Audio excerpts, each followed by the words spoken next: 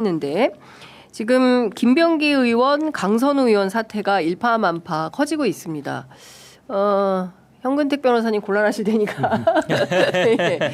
김용남 의원님 이거 어떻게 보고 계세요? 심각하죠. 사실은 이렇게 노골적으로 드러난 사례가 거의 없을 것 같아요. 그러니까 그전에도 공천 헌금 얘기는 있었고 가끔 그게 사법 처리까지 이어진 경우도 있었습니다만 이 당사자들의 그 대화 내용을 통해서 녹취 파일로 드러난 거는 거의 처음 아닌가? 그런 것 같아요. 라는 생각이 들 정도로 쇼킹한데 다른 방법이 없어요. 이거는 뭐 빨리 수사 결과로 진상을 밝혀야 됩니다. 근데 저는 더 걱정되는 것은 이 지금 김경 시의원 공천과 관련해서 뭐 1억이 왔다 갔다라는 앞단의 내용보다 뒷단의 내용이 더 걱정이 돼요. 근데 어떻게 컷오프가 안 되고 딴 사람들이 컷오프가 되고 그 사람이 당선 공천을 받았느냐. 이 대화가 녹음되고 나서 바로 그 다음날 단수 공천이 된 거잖아요. 그렇죠. 이게 저는 더 큰 문제라고 생각합니다. 근데 물론 본인이 이제 절대 그 제한 사유가 되기 때문에 김경의 공천에 관여한 바 없다라고 주장했는데 MBC 보도로 확인이 됐어요. 4월 22일 회의에서 강선우 의원이 김경 공천 줘야 된다라고 발언한 내용을 확인을 했습니다. 결국은 제가 보기에는요, 이거는 민주당이 이미 기득권 정당화돼 있다는 기득권화. 그러니까 예전에는 이게 뭐 돈 주고 받는 게 뭐 보수당에서 일어나는 일이 아니야 이렇게 생각했는데 네. 이미 이제 공천이 당선인 지역이 예전에는 뭐 호남만 그랬지만 네. 지금 수도권도 이미 그렇게 됐거든요. 경기도 수도권이 돼서 사실은 정치하시는 분들은 대부분 알겠지만 공천 과정에 뭐 여의도에 뭐 온갖 소문이 많이 돌아요. 뭐 옛날에 뭐 특히 뭐 비례대표나 이런 때는 그렇죠. 뭐 막 얼마를 뭐 싸들고 갔다는 등 말이 많았잖아요. 근데 이렇게 드러나는 것도 문제인데 이거를 사실 어떻게 처리하냐가 굉장히 중요합니다. 지금 이거 수사로 갈 수밖에 없어요. 수사할 수밖에 없고. 그러니까 결국 돈 문제, 공천 문제인데 그러면 돈이 어디로 갔느냐, 어디로 갔느냐를 밝혀야 되는 거고 그다음에 공천 과정에 결국은 이게 기록이 남아 있을지 어쩔지 모르겠어요. 공심위원 자료라든지 그게 뭐 있겠죠. 뭐 그런 걸 확인하는 수밖에 없어요.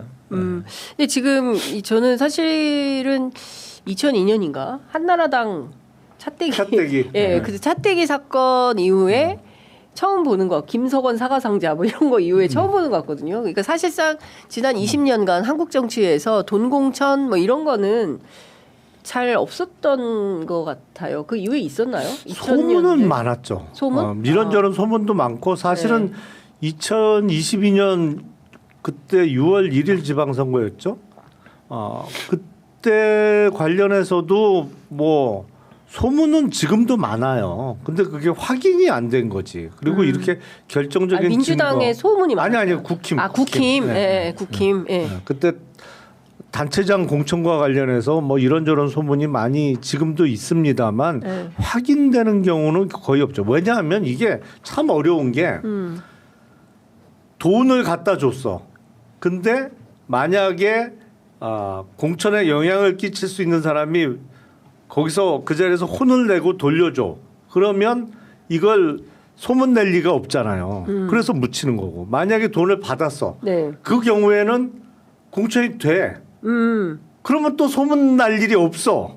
양자간의 사이. 양자간에. 그렇기 때문에 거의 드러나는 경우가 참 드물어요. 물론 아닌 경우가 대부분이고 문제 있는 경우가 일부 있을 수 있습니다만 그 일부만 해도 큰일인 거죠. 이거 전형적인 매관 매직이잖아요. 그렇죠. 매관 매직이죠. 그런 때 사고가 나는 거죠. 공천 안 되는데 안 돌려주는 경우.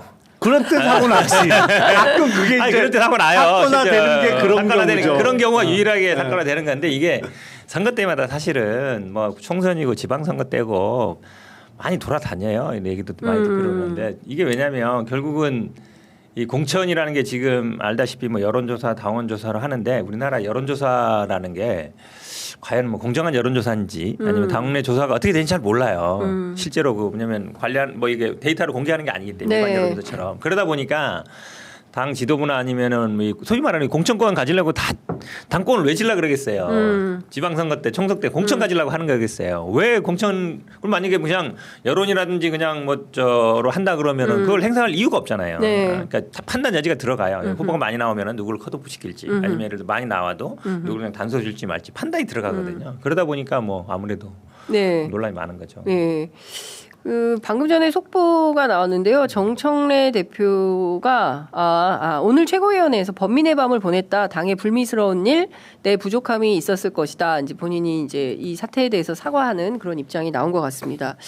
근데 사실 중요한 포인트는 내란과 김건희 국정농단의 과정에서 2022년 지방선거와 재보궐선거 당시에 김영선이 좀 해줘라. 사실은 이게 여론조사 뭐 3억 얼마치를 무상으로 해줌으로 인해서 그건 오세훈 시장도 같은 혐의로 피의자로 입건이 된 건데 이런 기소가 됐죠. 기소가 된 건데 요걸 필두로 해서 사실은 국민의힘에 있었던 여러 자치단체장 들도 뭔가 있지 않냐. 사실 여기에 포커스가 맞춰져야 되는데 느닷없이 강선우 사태가 터지면서 이 프레임이 전환이 되는 정치적으로 그렇죠. 그런 상황 아닌가 싶어요. 아니 저는 그게 굉장히 저는 중요한 포인트 중에 하나다. 심각한 게 이재명 정부가 사실은 6개월 만에 심각한 리스크를 맞이하게 된 거예요. 이게 어떻게 처리가 되고 어떻게 흘러가느냐에 따라서 지금까지 보여왔던 지지율 내지는 어떤 정권 초기에 강력한 정부의 힘이 지속될 수도 있고 한번 휘청할 수도 있다라고 생각을 합니다. 그래서 이게 빨리 확실한 수사 결과로 결과물을 내놓고 어쨌든 매듭을 져야 돼요. 네. 매듭을 짓지 않으면 이게 계속 발목이 잡힐 수 있거든요. 네, 네.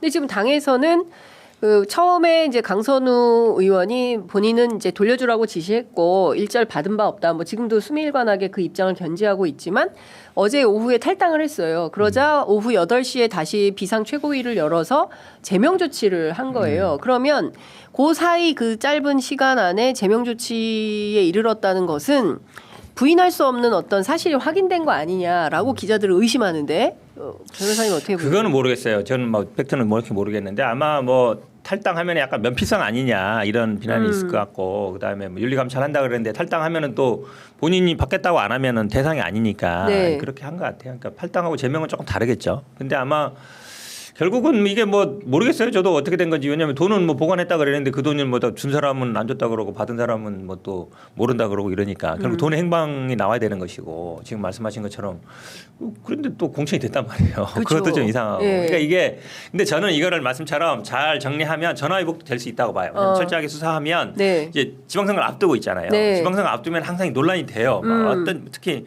이제 호남이나 이런 데서는 또 엄청 또 뜨겁거든요. 호남. 그렇죠. 엄청 뜨겁다기보다는 논란이 많아요. 하여튼 말들이 많기 때문에 그런 거에 대한 이제 예방 수사도 될 수 있어요. 이 사건이 예방 수사가 될 거다. 민주당 공천에. 그런 면에서 보면은 절대 돈 같은 거 가지고 하면 안 된다. 돈 관여 안 하고 그다음에 실제로 말씀처럼 실력으로 승부하자. 그렇죠. 그러니까 뭐 진짜 여론조사도 제대로 하고 이런 걸로 해서 아마 제대로 신속하게 수사를 해서 빨리 밝히고 그러면 아마 저는 뭐 전화위복 계기도 될 수 있다라고 봅니다. 그러니까 저는 처음에 이 의혹이 불거졌을 때 뭐 윤리감찰단에 강선우 의원하고 뭐 김경시 의원 넘어가고 거기에 왜 대상에 김병기 의원은 빠졌냐 뭐 이런 논란이 있었잖아요. 근데 저는 그때도 애초에 이게 당내 감찰로 해결될 문제야?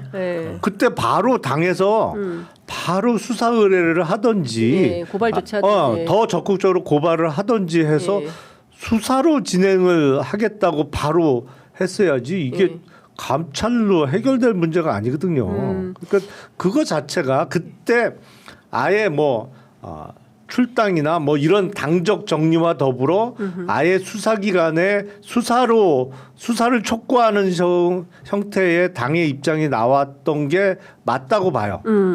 그게 좀 이상했거든요. 이게 무슨 한가하게 윤리감찰단에 회부한다는 게 맞지 않아요. 이게 사안의 성격 빠르게. 근데 빨리 이게 잘랐어야지. 그러니까 그런 면이 있어요. 이게 당내 절차는 일종의 이제 행정 절차처럼 어쨌든 뭐 수사는 수사대로 해더라도 당에서는 자체적으로 조사를 하고 또 뭐 징계를 하든지 처분을 하거든요. 그러니까 아마 말씀처럼 뭐 수사 의뢰도 당에서 한다 해도 또 당에서 윤리감찰도 할 수 있어요, 사실은. 뭐 국민의힘이 이미 고발해서 그렇죠. 안 했나? 이미 고발도 돼 있고. 뭐 그럴 수도 여러 있긴 군데 한데 했겠죠. 여러 군데 시민단체도 하고 그렇죠. 뭐 정의당도 하고 뭐 이렇게 했더라고요.